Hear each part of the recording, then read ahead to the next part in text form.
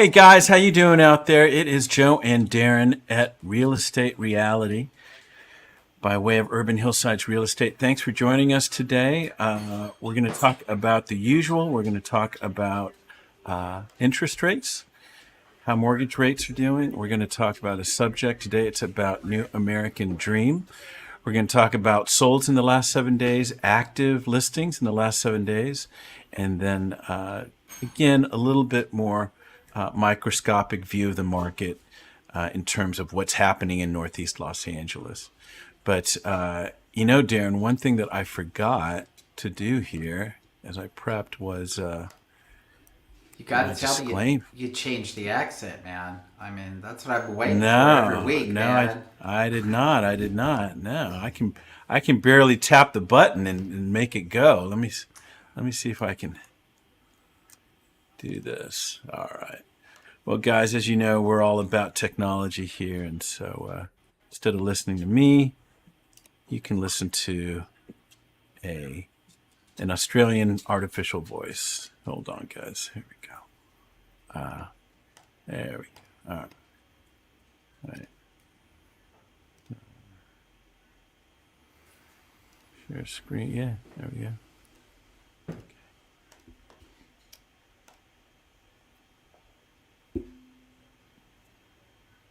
Not hearing it on this end, Joe. No? Yep. Hold on. So weird. Let's see. So I'm going to share the screen. I'm sharing tab audio. Let's see. Let's see. Boom, boom. There we go. All right. There. You should not treat any opinion expressed by Urban Hillsides as a specific. Darren Hubert hear it and Joe now? Cloninger are real estate agents at Avenue Beautiful. 8 under the Urban Hillsides brand. All opinions expressed by Urban Hillsides or guests on this video are solely their opinions and do not reflect the opinions of Avenue 8. You should not treat any opinion expressed by Urban Hillsides as a specific inducement to make a particular investment or follow a particular strategy, but only as an expression of Urban Hillsides team's opinions. This video is for informational purposes only. All right. That's it, Joe. Okay. I've been entertained. The show is done, man. Right? We should just stop right here. Look, Darren, I was thinking there are a couple announcements. So we do have an open house this Sunday, 2 to 5 at 944 North Benton Way. That is our small lot subdivision home. And then we do have a price reduction, or let's call it a price improvement, Darren, over at our home with 2 units in the back, 2238 Griffin Avenue in Lincoln Heights. So pay attention to that. And then just a round of applause and congratulations on leasing in 5 days our latest 1-1 home in Silver Lake. So congrats, man. It's awesome. Sure. To Alan, Nadine, and to Wendy. Yeah. A little drama and it all worked out. Yes, It worked out wonderful. fine. Yep. Yeah. Okay, well, great. I guess we should go to Mortgage News Daily. Let me just pull it up here. And we'll get a quick read on how interest rates worked for the last week. So this is 30-year fixed mortgage rates. And let me change my banner here. Okay. Okay, well, we popped up a little. 6.67, according to Mortgage News Daily in their survey across the nation for 30-year fixed. And then as we go down here, we'll see Not seeing mostly the chart, going up. Joe. Just so you Say know, again? Not seeing the chart. It's just us up there. Oh. So. Okay, hold on. Let's see. Present, share screen. Screen. All right, there we go. So yeah, 30-year fixed mortgage rates. The latest number here from Mortgage News Daily is 6.67% across the nation, according to their survey. And then as we go down, we can see mostly ups over the last 7 days since we talked about this. And overall, let's just look at mortgage rates. You can see the 6.67, 15-year fixed 6.05, 30-year jumbo 6.20, 5-1 ARM 6.8, 30-year FHA 6.25, 30-year VA 6.24. And we are, at least according to here, Thursday's rate trend is moderately stronger today. So Yeah. Yeah, it's it's a battle between the Fed and inflation and industry. The Fed is still insistent on driving down inflation as the most relevant thing, even if industries take a setback, and probably housing being the most impacted of most industries. But then that ripples down into many other industries. Right. So housing is taking it in the chin while the Fed tries to lower inflation. I think the belief is that they're still looking to increase, but time will tell. Sometimes pressure leading up to that time can have an impact on what they do. Right. As economic, And maybe they make a choice that day, right? I'm sure they've got a couple plans before they announce. I'm sure they're getting pressure that day. That's for sure. I'd hope they aren't making it that day. But certainly they're watching data as it comes in all the way up till right before they make that final decision. So nobody knows where it's going. You were just talking about an article you read, somebody trying to say we have stability in the rate environment. I don't think we do. I think there's still some volatility, and I just think while that volatility still exists, people are still sidelined. Yeah.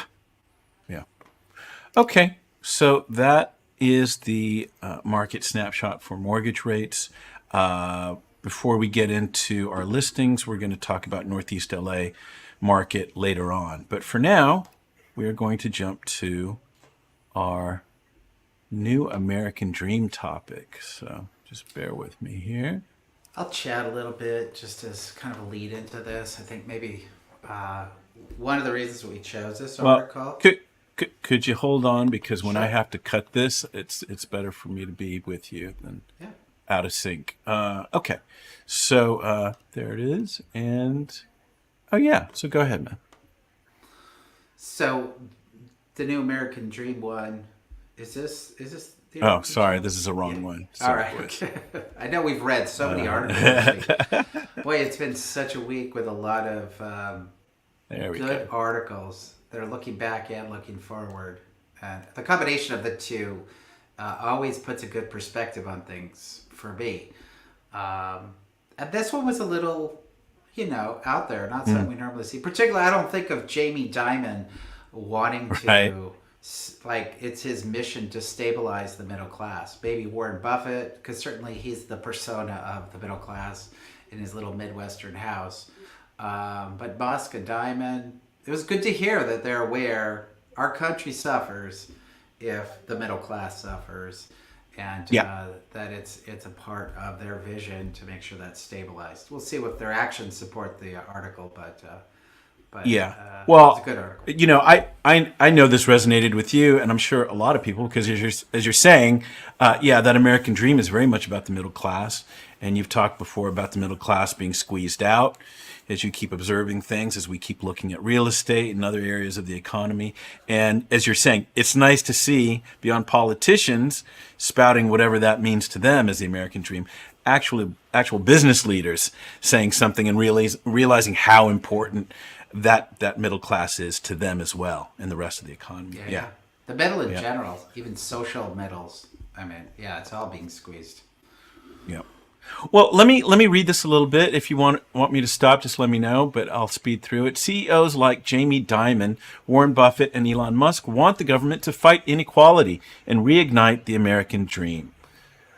JP Morgan, so these are the takeaways. JP Morgan CEO Jamie Dimon urged Washington to boost the economy. His proposals include investing in American industry, teaching students workplace skills, and expanding the earned income tax credit. CEOs of Apple, Tesla, and other major companies have proposed industrial policy and reducing income inequality. So he's not alone. Corporations have long wanted the U.S. government to just get out of the way. Now, some of the biggest CEOs want it to lead. In his annual letter to shareholders, last week, Jamie Dimon, CEO of JP Morgan, called the U.S. government the, quote, silent partner of the world's largest bank, joining Warren Buffett, CEO of Berkshire Hathaway, and Elon Musk, CEO of Tesla, who've either affirmed the benevolent role the U.S. government can play in shaping the economy or benefited from its policies. Forecasting storm clouds ahead, Dimon wants the government to drive economic growth by subsidizing industry, investing in the workforce, and reducing income inequality. Following in Buffett's footsteps, Dimon said JP Morgan owes its business success to the, quote, extraordinary conditions our country creates for economic growth. The language harkens back to the liberal consensus that lasted roughly from end of the Second World War to the 1970s, in which Democrats and Republicans largely agreed that the federal government should carry on the New Deal tradition of government-led growth and social welfare. Though the U.S. today has not just come off a world war, the country is battling sluggish growth, high inflation, and persistent labor shortages. To address these contemporary problems, policy should precede politics and be based on facts, analysis, and expertise, Dimon said.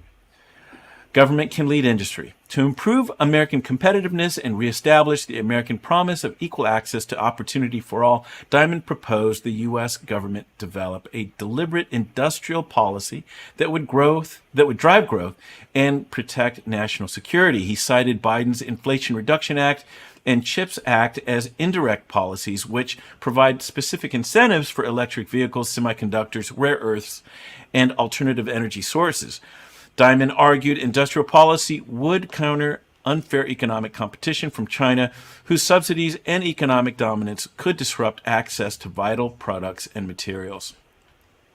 This growth strategy has historical precedent. When the U.S. was engaged in the Cold War race for economic, technological, and geopolitical dominance with the Soviet Union, President Dwight Eisenhower created DARPA to streamline research and development of technology in the Department of Defense and NASA to intensify civilian space exploration and research, according to the Eisenhower Memorial Commission. These investments gave us innovations like the Internet and GPS, without which big tech companies would not exist. Notably, just as Biden's infrastructure law has flushed the economy with cash for roads, bridges, and good-paying jobs, the Eisenhower administration invested billions into the interstate highway system we use today.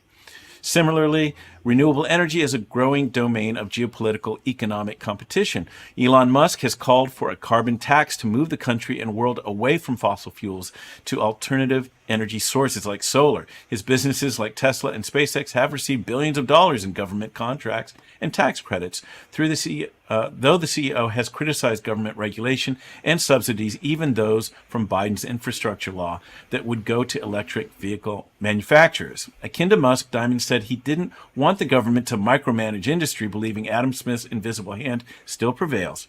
Rather, the scope of industrial policy should come with very strict limitations on political interference and related comprehensive policy around factors like permitting requirements to promote investment and allow infrastructure to be built.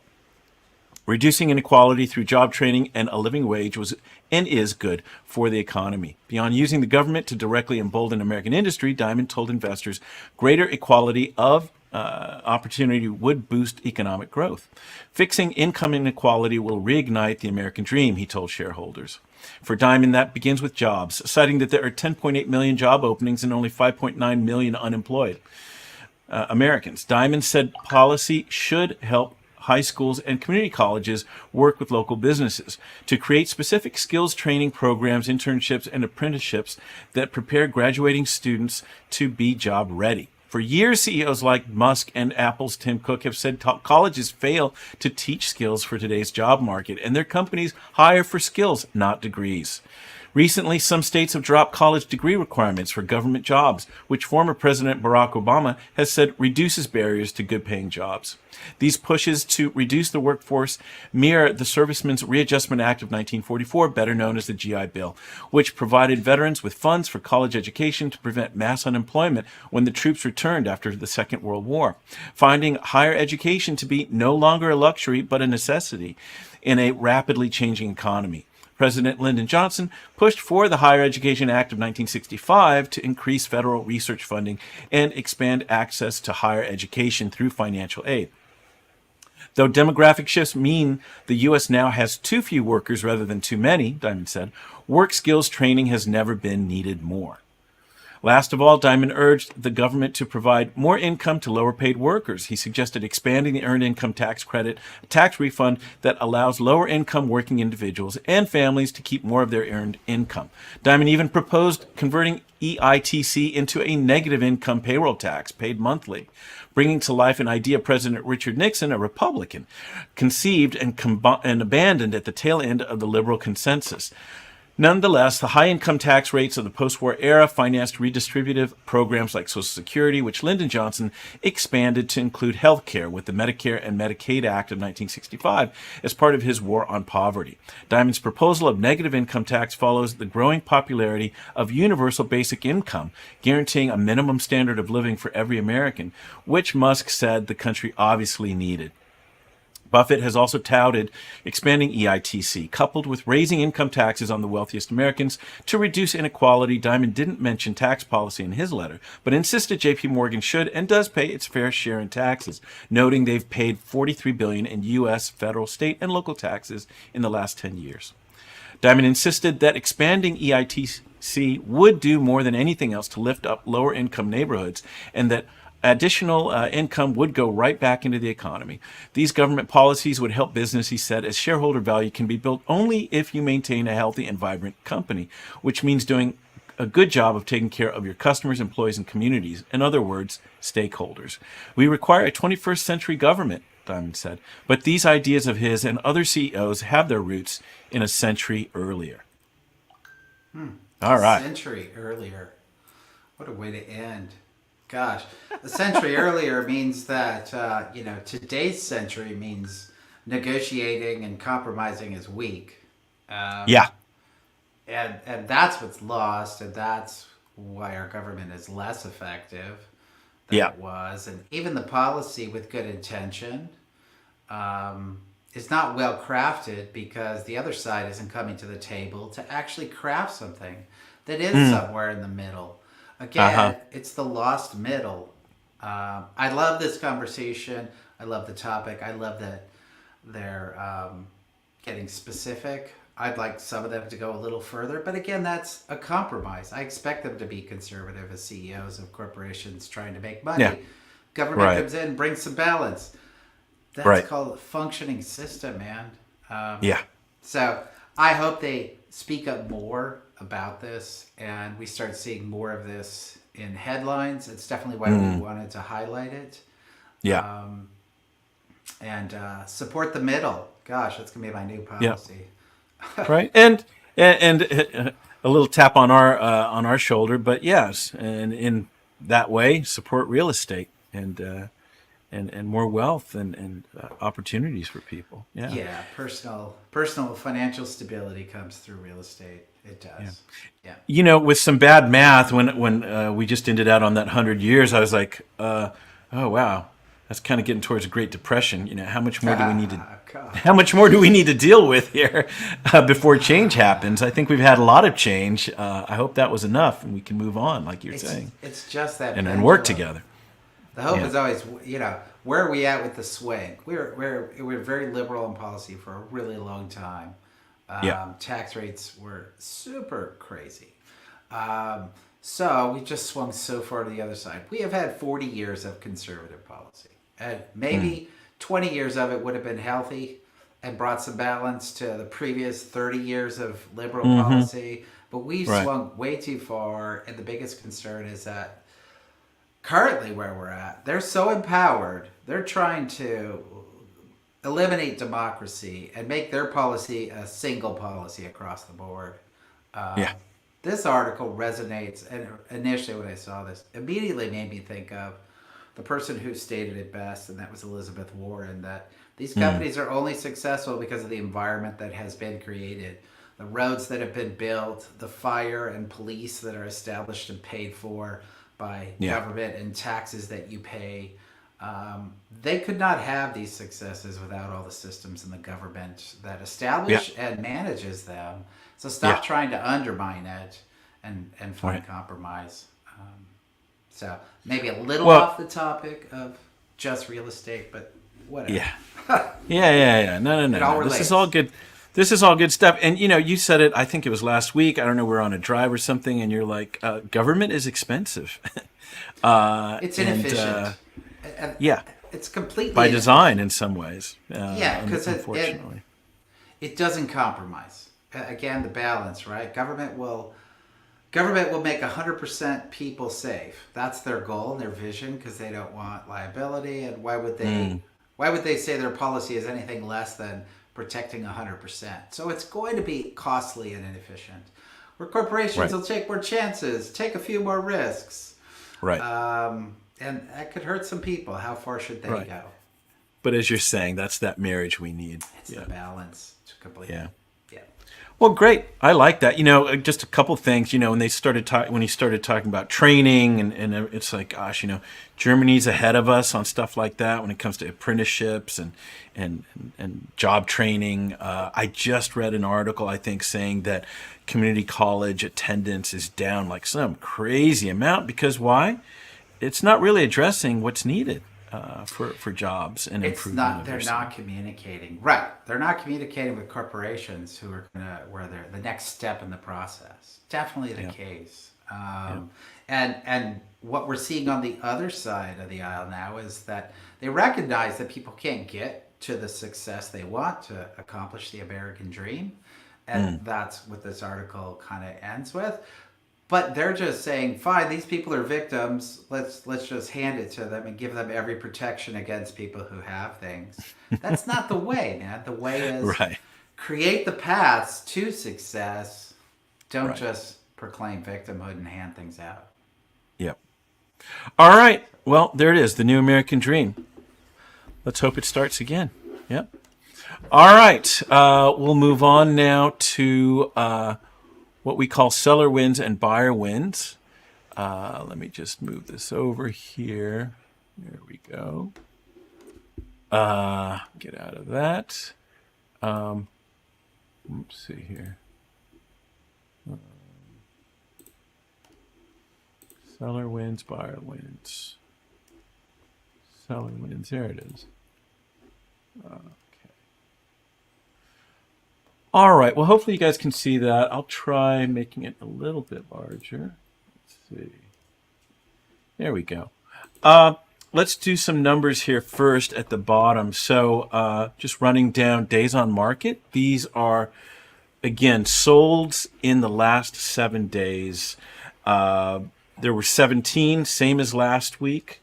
17 solds. The week before it was 16.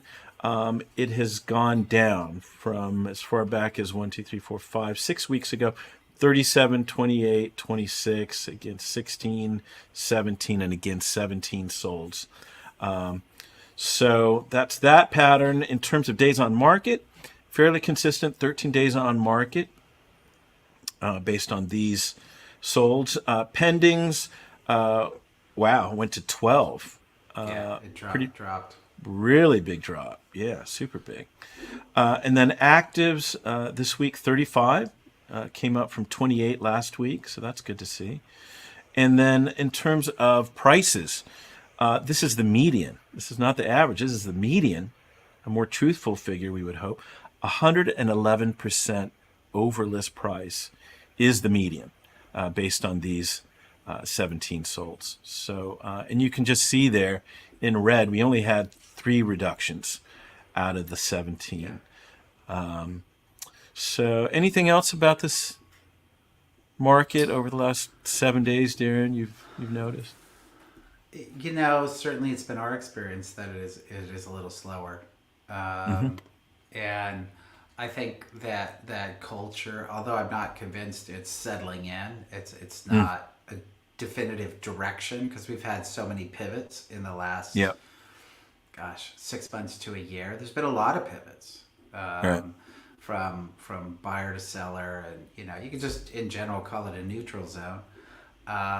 But I mentioned to you, I got 2 calls today with somebody saying, well, your listing has been on the market for 20 days.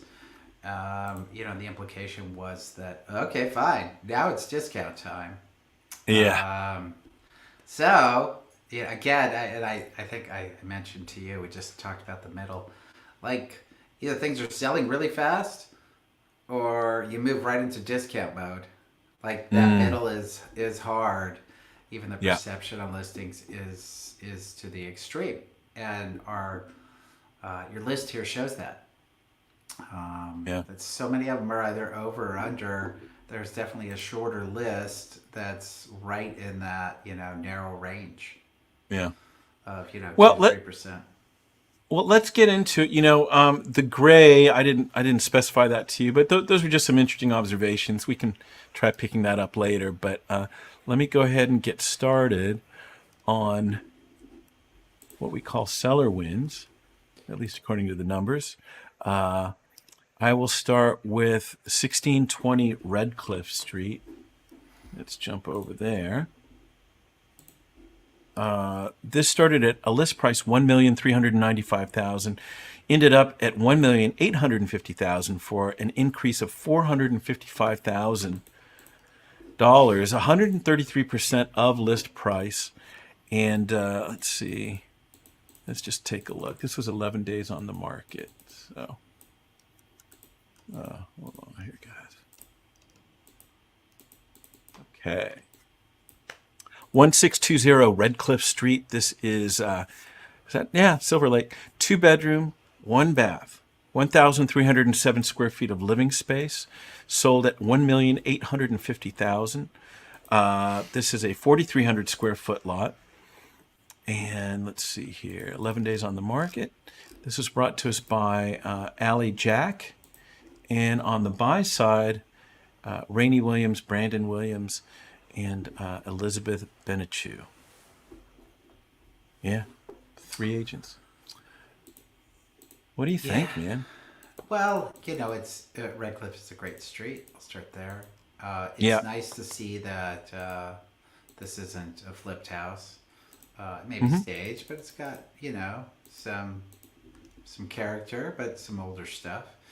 It's got some nice outdoor destinations. It looks like it has a very nicely used garage / basement. It's a studio, art studio. Yeah. That's a big bonus. With it being 1,300 square feet, and it had to be right. That might be another 300-400 square feet, maybe. Yeah, and it could very well be the garage that I'm not sure of, but it looks like it. Yeah, probably. It's a nice space, and it really enhances. And for somebody who lived there, that was their studio, so it was a live-work situation, and it could be for the next person as well. I would venture to say that has to be one of the reasons it pushed up so high, in addition to the neighborhood. Yeah, my notes, I put great area, right? Artist studio, views. It's clean, like I said, or you said, bonus space. For me, it was just kind of a surprising price for a 2-1 at 1,300 square feet. But there's some good things to it for sure. Yeah. Cool. All right. Next, let's move on. We're going to go to, bear with me, guys. We're going to go off to, let's see, this is Kenilworth. I think we know this one. 2373 Kenilworth Avenue. Started at $2,200,000, landed at $2,627,000. That was a $427,000 increase, 119% of its list price, 14 days on the market. And this was another kind of shocker to me. But again, we've got an area, and it's a good area. It's a really good area. Yeah, my personal belief is that this sold for too much. Right? I was shocked again. The neighborhood's fantastic. The house had some really nice architectural value in the front, the nice windows, good mid-century feel. But it doesn't have a view of the lake. That definitely would have helped. And it's very compartmentalized. It Yeah. is although it's 1,700 square feet, it's a series of small spaces. It's Yeah. not open. The kitchen isn't open to the dining room. Right? I It's remember that. separated. Yeah. Yeah. I totally got it when we showed that place. I'm like, yeah, I know someone's going to buy it, but Yeah. it's, yeah, it has its issues. I think, but your other observation was interesting too, was these little mini levels from the bathroom to the bedrooms. And it was like, what happened there? Let me just do the numbers for sake of it. 2373 Kenilworth Avenue. This is Silver Lake, 3-bedroom, 2-bath, 1,751 square feet of living space. Sold 2,627,000. 8,600 square foot lot. 14 days on the market. And this was brought to us by Diane Evans. And on the buy side, Elizabeth Daly. So congrats to them. yep. Great stuff. All right. Okay, the next one we're going to is, let's see. Oh, I think this is an interesting one. So 3540 The Paseo. This started at a list price of $795,000. It landed at $1,100,888 for an increase of $305,888. 138% of list price. Let's see what the buyer saw. Let's see. Oops. All right. 3540 The Paseo. This is Glassell Park. 2-bedroom, 1-bath, 900 square feet. Sold for $1,100,888. 7,500 square foot lot. 11 days on the market. And this was brought to us by Brendan Curran. And on the buy side, Daniel Burke. So congrats to them. What do you have to say? I wrote some notes. Let's see. I would say underpriced. To Right, start. right. So I got that, Not yeah. surprised at where it landed. Yeah. It's set way back off the street. For somebody who wants privacy, it's got a lot of vegetation, big trees all the way around the house. And it's charming. It's clean. Yeah. It's got a nice indoor-outdoor flow. So when you're Yeah. sitting in that living room, you're looking out some big glass sliding doors into Yep. more vegetation and a nice patio. Vaulted ceilings. So yeah, it landed where it should have, in my opinion. Yep. So yeah, I wrote price too low. Good amount of stairs. In the private remarks, they do warn you about that. Some views between trees, and it looks like there's one view going in one direction. I looked at the back at the history. It says purchased. Let's see, 2019. I wrote $700K. 2012, it was $410K. So yeah, real estate. There you go.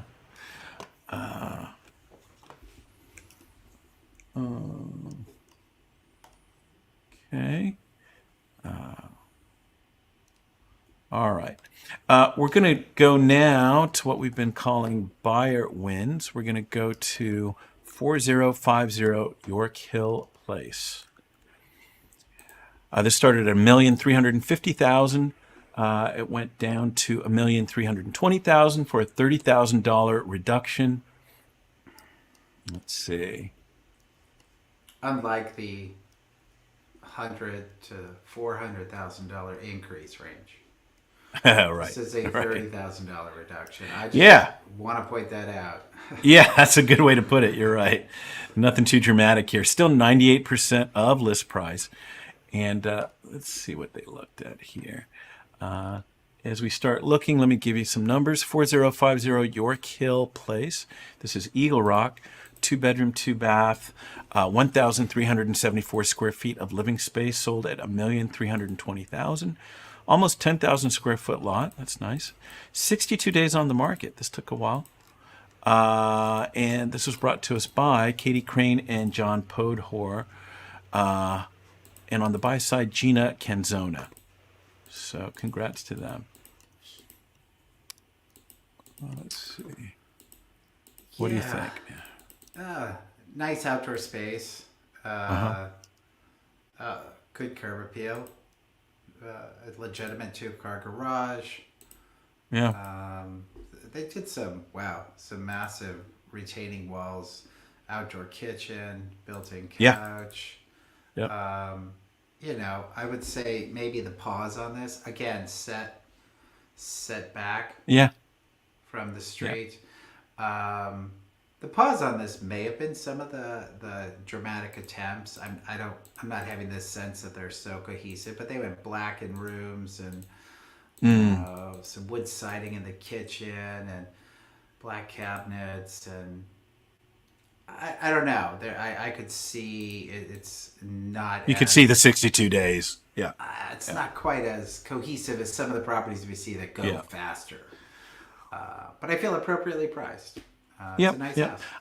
I put, as you said, good price, stairs, which can be good or bad, right? If you want the privacy and you've got the physical ability, great. Views, I thought was great. Well designed and updated. I thought they made some really nice choices there. And a lot of good outdoor space. So once you get up there, it's very nice. But yeah, you got to get up there. There were 2 sets of stairs. I don't know if you saw that. But I think that's a big reason for why it may have taken a little bit longer. Yeah. I feel like a lot of the people that come to this side of town, they definitely just go, yeah, there's my exercise. Yeah. Yeah. They truly embrace it. I thought it was fun what they did on one of the mid-level patios with the concrete circular dots. That was creative. I haven't seen that before. Yeah. Yeah, very cool nice. house. Yep. I thought it was a good price. Okay, let's move on. Let's see here. Okay, next we're going to go off to, we know this one, 1907 North Alvarado. This started at a list price of $1,749,900. It landed at $1,715,000 for a $34,900 reduction. And let's see, that's 98% of its list price still, so still very healthy. We showed this to one of our clients. Let's see here. Okay, so 1907 North Alvarado Street. This is Echo Park, 3-bedroom, 4-bath, 1,673 square feet of living space, sold for $1,715,000, 4,000 square foot lot, 50 days on the market. And let's see here, brought to us by Ron Frederick. And on the buy side, Janet Schumann and David Keller. So congrats to all 3. What do you think, man? You know that street. I do. I mean, it's a crest. The street's okay. It's you have to you're gonna have to drive everywhere. There isn't walkability there. True. The advantage of being elevated. This probably had some freeway noise that could have turned a few people off. Yeah. I would have liked to have seen it be staged. I think it would have sold faster compared to some of the personal stuff that was there. Maybe it was partially staged, but it just doesn't feel as cohesive again. Maybe one of the pauses in getting it done. It really matters, particularly in a market where, again, referencing back to the middle doesn't exist. You better make a good first impression, or you're going to be on the other side of that equation, which is not where you want to be if you're listing your house. So, a little more work in prep maybe would have gotten them a little more, sold a little faster. But it certainly looks like a nice house. It's a good neighborhood. And to be on a hillside with some real outdoor space is always nice. Mm-hmm. Yeah, I put well designed. It was updated. The views as a plus, maybe a little noisy. I said the same thing there. The one thing that may have turned some people off is that the master was the first floor with a stairway going up to the rest. So maybe for a family that wasn't so attractive if they've got little kids. For others, it might have been great. You've got your people upstairs and you've got your own little suite. So Okay. It's nice they got that rainbow in the picture there. Yeah, I saw. We got to start doing that. I'll put a rainbow in there. Okay, so we're going to go off to Los Feliz Estates. Hold on, guys. Let's see. There it is. So this is 5158 Los Grandes Way. And let me read everything here. Oh, no, that's not it. Where's it doing that? Hold on, guys.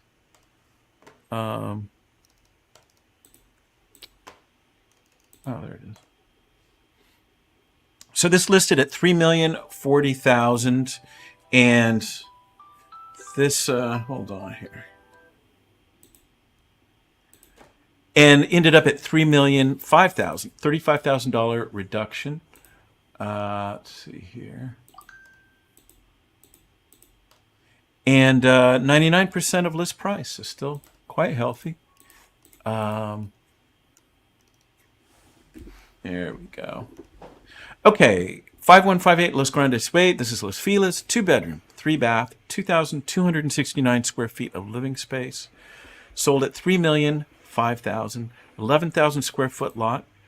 And I thought this was curious. HOA fee, an annual fee of $3,250, Darren.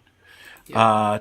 12 days on the market, brought to us by Daphne Milstein, and on the buy side, April Kim. So, what do you think? Well, this is about neighborhood, square footage, pool, as well as kind of although it's not an infinity pool, right off the edge, it just drops off and you get a really nice view.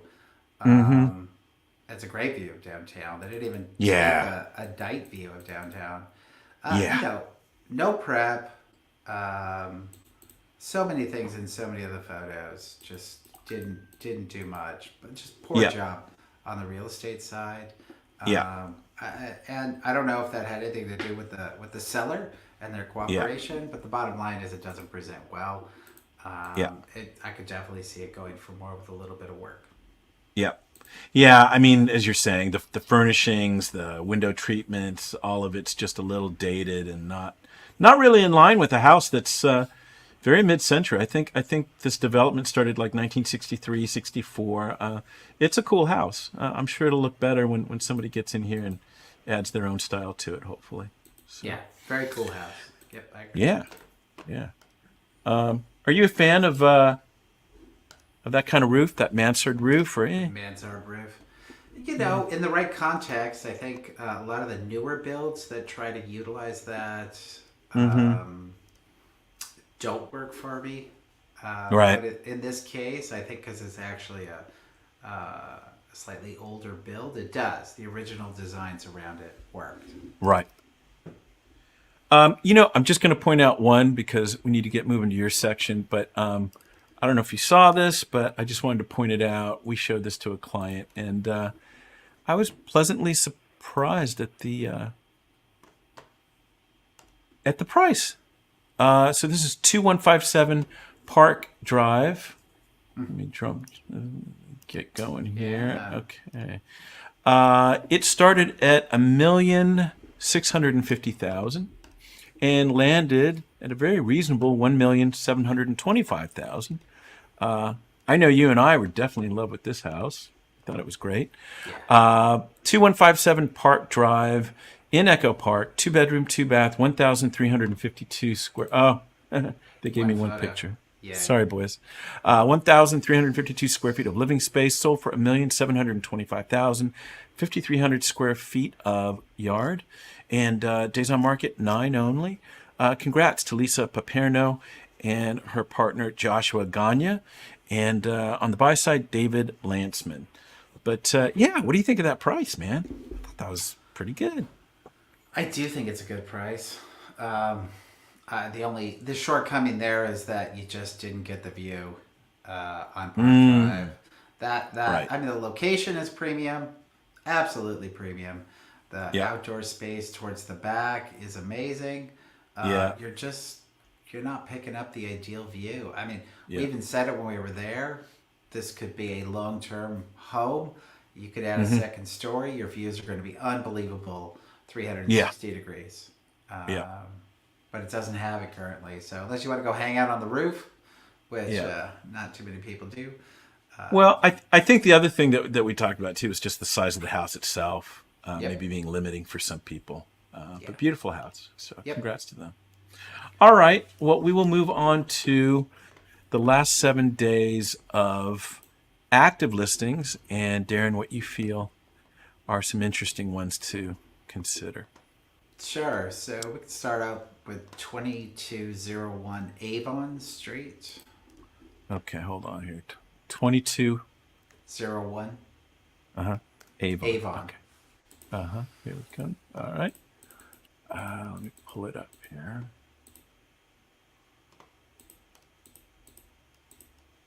Now, is this under the value category that you seek? What do you think?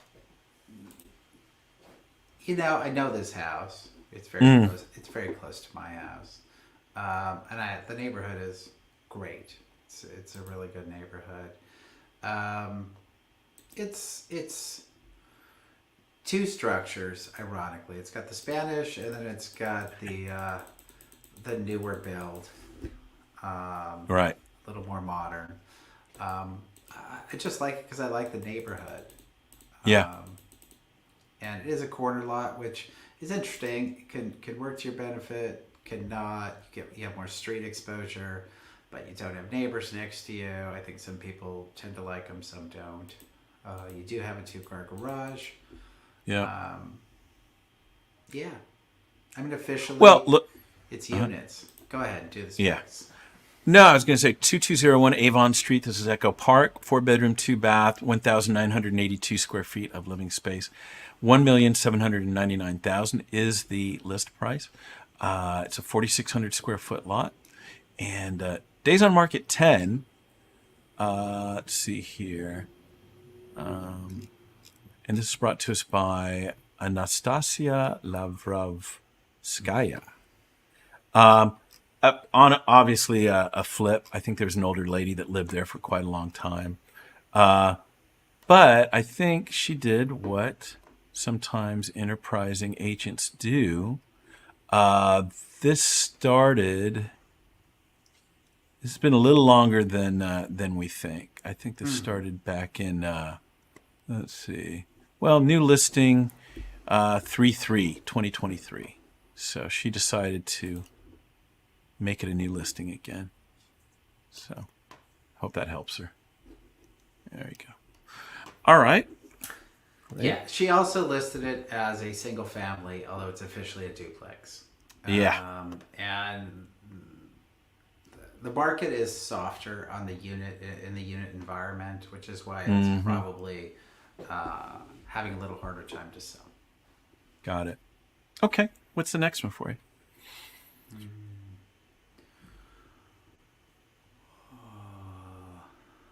Looking for my next check. There it is. 4159 West Avenue 41. Okay. All right.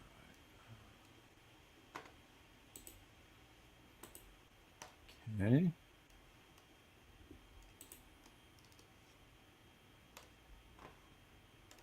Okay, 4159 West Avenue 41. This is Eagle Rock. It's a 2-bedroom, 1-bath, 736 square feet of living space for a wonderful price of $700,000. Let's see, 4,000 square foot lot. Open houses are scheduled, let's see, 4/22. So that's Saturday, and 4/23 Sunday. Saturday 11 to 2:30, and then Sunday 12:01 to 3 p.m. Don't be there at 12, because lightning's going to hit. Days on market only 1, and this is brought to us by Paul Humphreys. So out of the 661. Wow. All right, Paul, you went far for this. Very far. Now this is a value, definitely a value-seeking element. It's a great price. It's a small house. I get it. I guess there might be a little bit of bonus space underneath. It also has a detached garage. So those elements make small houses much easier to live in. If you want some additional square footage, it's really there. It's just how to utilize it. So it's value. Strictly about that. Yeah. Yeah. Oh, that's great. I love seeing this stuff. All right. Let's move on. Let's see. Where is the next one I checked?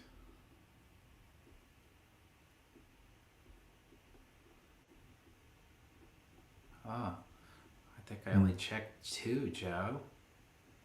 Oh, come on. 35. 35 lists. There were a lot, I know.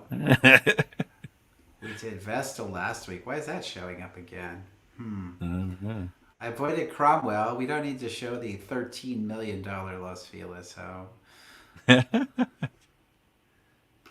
Well, let's look at Lanterman. Certainly a great neighborhood.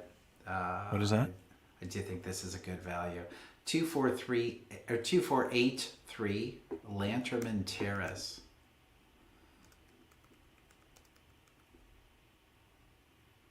Okay. Okay. Very nice garage. I'm sure there's more to be revealed. I don't know if I would have used that as my first picture. But 2483 Lanterman Terrace, Silver Lake, 2-bedroom, 2-bath, 1,522 square feet. And it's active and listed at $1,500,000. Sunday, open house, 1 to 4 p.m., 6 days on the market. And this is brought to us by John Barclift. And yeah, that's it. Good luck to John. What do you think? Yeah, man? it's a multi-story property, so unfortunately that 1,500 will feel like a little less when you're in there. Yeah. That's what always happens with multiple stories. But it's there, and you also have a 2-car garage in a great neighborhood, in a neighborhood that definitely commands a higher price point. Yeah. So I definitely see this as a value with some expectations that it would rise. My pet peeve right next to people spelling Silver Lake as one word is Ivanhoe School District. It's not a school district, guys. It's just a school. It's an elementary school. Come on, guys. Yes. All right. And you're not guaranteed to get into the school, even if you're in the area. Very nice point. Yeah, Very nice to point. think about. I'll throw one more here, I guess, if you want to. All right. Because we saw it. 2219 Oak Glen Place. A little bit of a story behind this one.